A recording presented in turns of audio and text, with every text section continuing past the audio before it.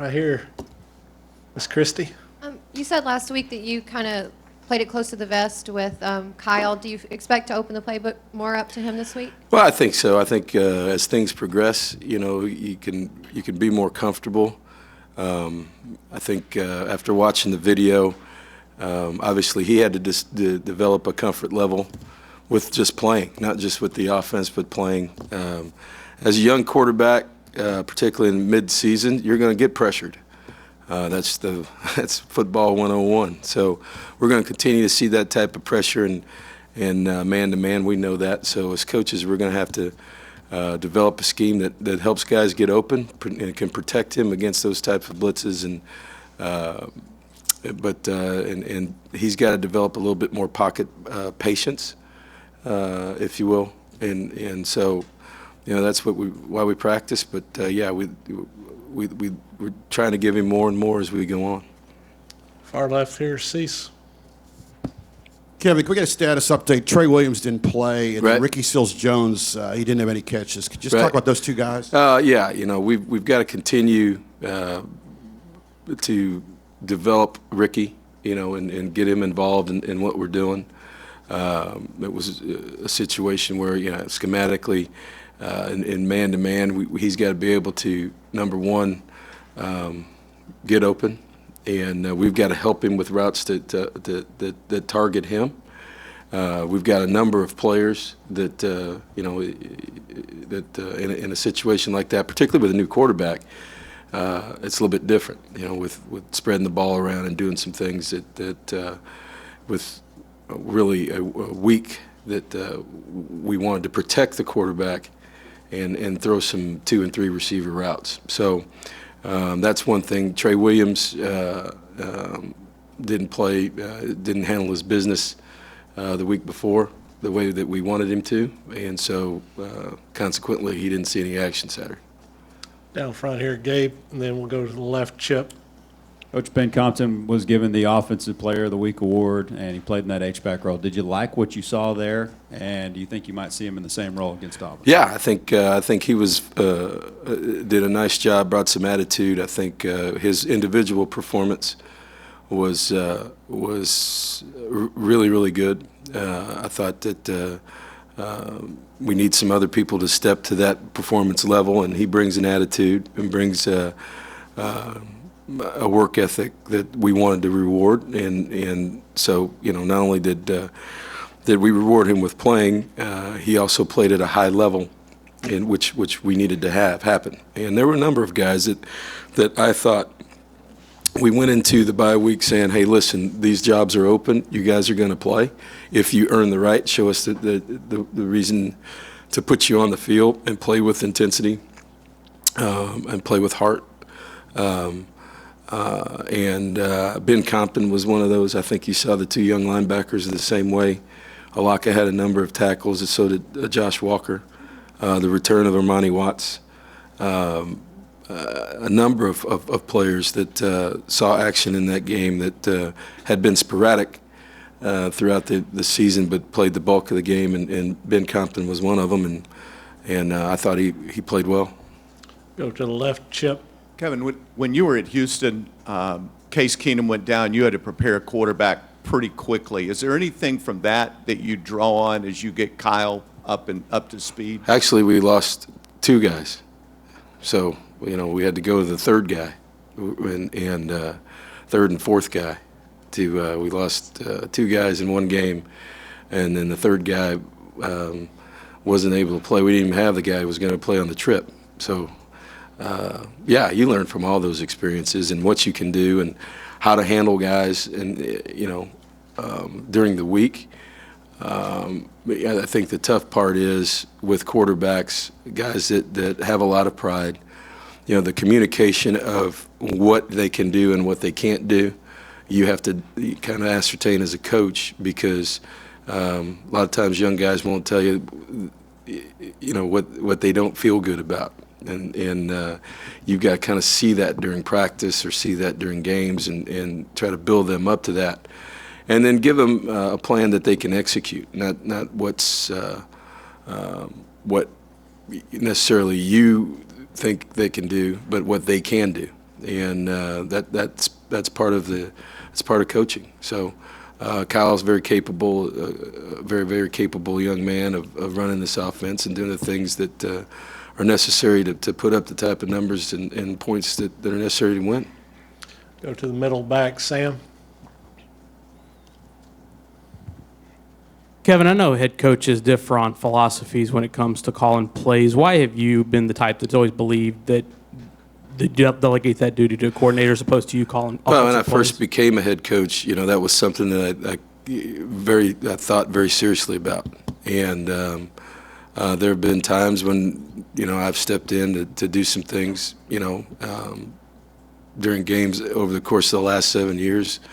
I just thought there are so many things to do, so many things that go on, that it was going to be very difficult for me to establish a program, get a program going at the level that, whether it was Houston or here, to really do that during a game. When I was a coordinator, I couldn't tell you what was going on, special teams wise or defensively, because we were always worried about what was happening. Was that a good play or bad play based on, you don't practice all week. And I know people may or may not believe this, but you don't practice all week, develop a scheme to run plays that don't get any yards or lose plays. And what you have to do is figure out, number one, was that a bad play based on scheme? Did somebody go the wrong way? Are we outmanned? All those things go on in between series. And, the short answer is, as a play caller, that's what happened during the game. The ability to manage the game, to me, became more difficult by me being the play caller. So, we played in a lot of really, really close games, and I think history will tell you that we've had a great track history in close games of clock management and what happens at the end of close games. And I think that had a lot to do with me, along with the staff, being able to communicate and see the whole picture instead of being myopic on the situation. So that's how that came about, and that's the philosophy. And you mentioned stepping in from time to time. How does that dynamic work, on It just changes. Depends on games, depends on what's going on. And, during the week, I think, coordinators get a lot of credit and blame. There's a lot of guys on the staff that have a lot of input in game plans here. And it's been that way, Houston, it's been that way here. And so, during a series, it's not as easy as people think just to chime in when you're snapping off plays every 35 seconds or less than that. And I can remember here at one time where RC yelled on the headphones for everybody to shut up. So because if you have a certain train of thought and somebody yells out something that's completely different, it can stop you and start you down a different path. So nobody knows what one person's thinking. And so just to go, this guy, just throwing out thoughts, there's no rhyme or reason to what you're doing. And, we have conversations in between series. We have conversations at the half. We have conversations, in between just about every series. And so the extent of those conversations can be superficial. They can be certain people. They can be schematic. They could be play ideas. But depending on the situation of the game, I'm moving on to something else because of now we've got a special team situation and our defense is on the field. Come down front here, Kate, and then we'll go middle back, Mike. First, can you provide any update on Jermaine or DeShazier Everett? DeShazier has a ruptured tendon in his elbow, ligament actually. So he's kind of iffy for this weekend. I don't think he's going to practice this week. It's a very, very painful situation. So, I don't know where he's going to be. Yeah, he's played enough football. If he can go, he'll go. But he'll have to brace that to see. And then you asked about Jermaine Buffetti has a grade 2 MCL sprain. So on bigger guys, that's a problem. And I wouldn't look to see him for the remainder of the regular season. We'll probably get him back for the bowl game. Guy 325 that has that. So you saw us scramble a little bit last weekend. Moved Cedric over to right tackle, and moved Jarvis out of guard to left tackle, and then went with Grambling and Cheek inside there. Ben Compton's kind of the float around guy that's a tight end / can fill in for somebody in the inside. He's played center and guard. But that's where we are. That's no different than a lot of people this time of year. We've been real fortunate around here to be able to play with the same 5 guys a bunch. Last year's really the first time that's happened, and it was Jarvis who was out. And Jarvis was out early this year, and so he's going to have to play tackle, and he's going to have to play very, very well, and he's capable of that. And you mentioned after the game that maybe a couple weeks before this team might not have been in position to win a game like that. Mm-hmm. Do you feel like, considering that this team has made enough progress that it can go on the road to the number 3 team in the country and be competitive? You bet.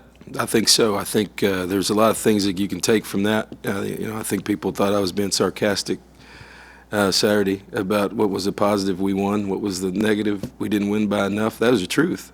So, where we were and where we are after losing 3 straight games and having a bye week, you're talking about a month of this building of not experiencing a win. So no matter how you experienced that was important for this team.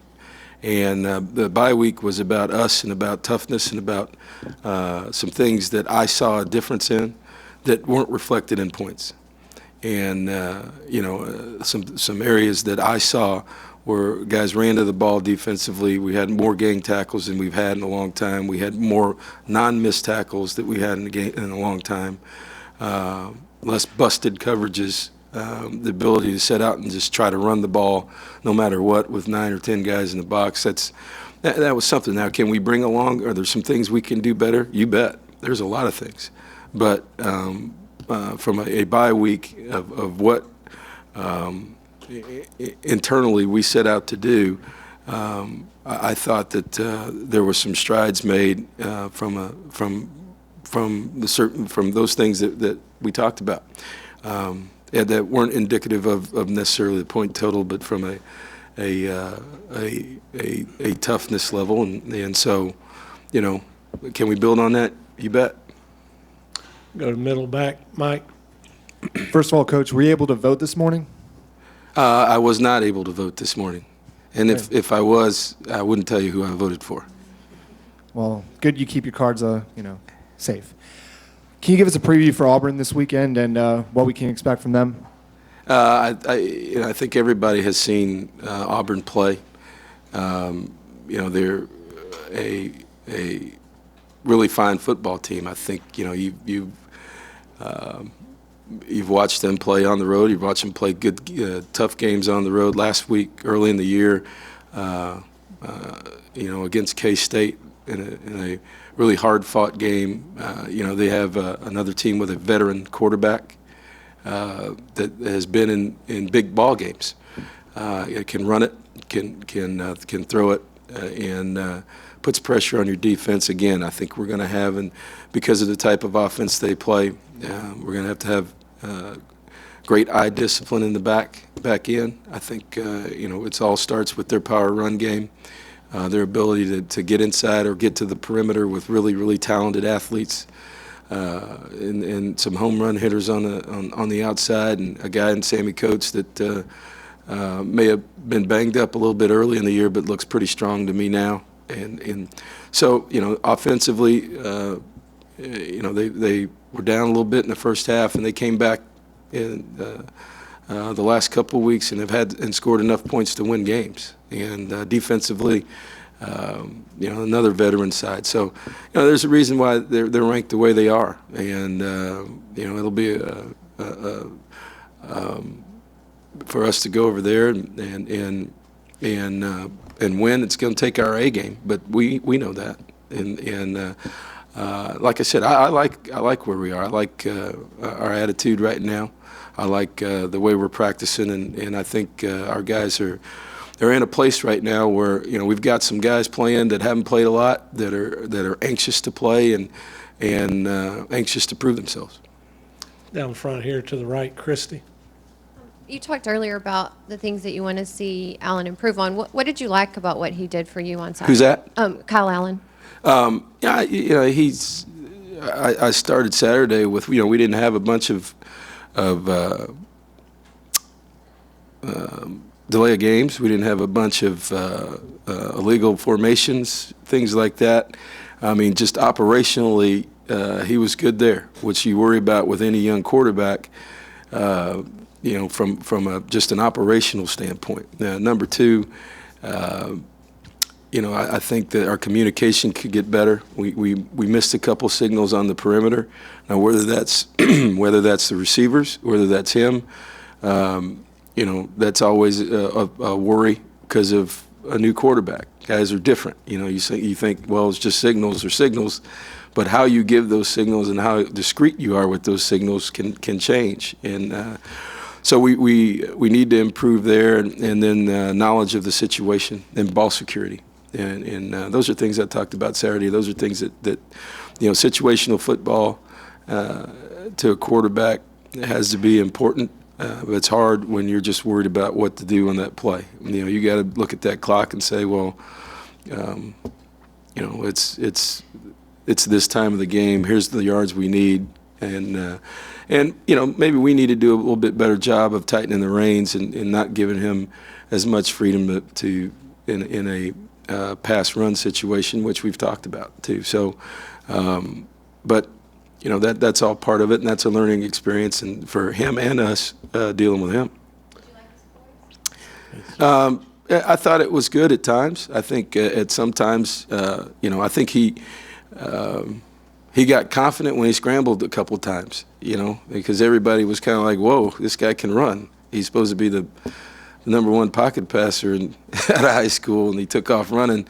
And that's a good thing, and that's a bad thing. I think he got a little confident in his ability to run, and I think there's some false confidence there based on those guys playing man-to-man and loading the box and blitzing him. And once he broke out, there was nobody there for a while. So we're going to play some people that can run, that have probably some better athletes this week, and the ball security will be important. And we're not taking away his ability to run, but he needs to be more aware of what he can do and what he can't do, and I think he understands that. We'll go far left, Season down front, Kate. Kevin, along those same lines, you opened the game offensively, got right down, score a pretty impressive drive, and then after that, your offense is not able to have a drive like that. So when you reviewed the tape, was it because maybe the game plan, the book wasn't open? Did they adjust? It's a little bit of both. No, they didn't. I mean, they played basically a lot of the same stuff. We worked on some things that we hadn't worked on. I think you go back and look. I told somebody, I told Brandon. Brandon rushed for 71 yards. Yes, sir. 19 carries. You look back at that tape. He should have had 100, and that's not based on anything other than or more than 100. Anything other than running style and where he ran with the ball. He'll be the first to tell you. We left yards on the table and points. We've been a zone team for basically the last 2.5 years. We're running some gap scheme stuff and some different man blocking situations that for a running back are different. And I think you saw, even on the touchdown, on Trey Carson's touchdown, where he's running all over the field and he scores. If he just runs straight ahead based on the video, he scores anyway. And it's a different scheme up front, and it's something that we're practicing and something that we're developing just to try to help our quarterback. And I think guys look at that, and when you're live, that's different. And that's what was important about a week ago. But we're going to have to be that kind of team and would like to be that kind of team and still be able to increase our passing game. So, yeah, I think our backs and our people up front are able to see, hey, look, if we're playing this type of football, this is where I need to be. I'm not trying to score every time and bounce things and get to the edge or make guys miss. And 4 or 5 yards, 3, 4 or 5 yards is okay. And instead of panicking and saying, oh, I got to get 8 or get to the edge or get to those places. Down front, Kate. Kevin, I think it was Sam who asked you after the press conference after the Alabama game, have you heard from people, maybe some coaching colleagues or mentors, and you said you were going to get back to them. Have you had a chance to talk to anybody just about maybe giving you some advice to get through this, or just even talk to, bounce things off of them? No, for the first guy that probably called me was Bob, so, it's a good conversation because everybody's been through something like this at one time or another, but, yeah. I talk to a lot of different people. Some of them I want to talk to, some of them I don't. Who don't you want to talk to? I'm not going to tell you that. And then, I think people look at the recruiting classes you've brought in here since you've been here, and they've all been pretty highly rated, and maybe say, hey, when are these highly rated recruiting classes going to translate into being contenders in the SEC West? Right. What's kind of your timeline? Well, I would say that the last 2 classes have been highly rated. And so, that would make those guys freshmen and sophomores. So, yeah, I would agree with you. Anything else? Down front, Brent, you'll wrap us up, or Daryl, was there, all right, Daryl, you'll wrap us up. That's why I waited till the end. This is a call-in, one of those infamous call-in questions from a colleague at the Chronicle. He's writing a feature on David Gibbs. Okay. And he asked about when Coach Gibbs came and visited you in 2011. Right. And kind of what went on in that process, what he did at that time, just kind of that time he spent. I've known with you in David Houston. for a long time.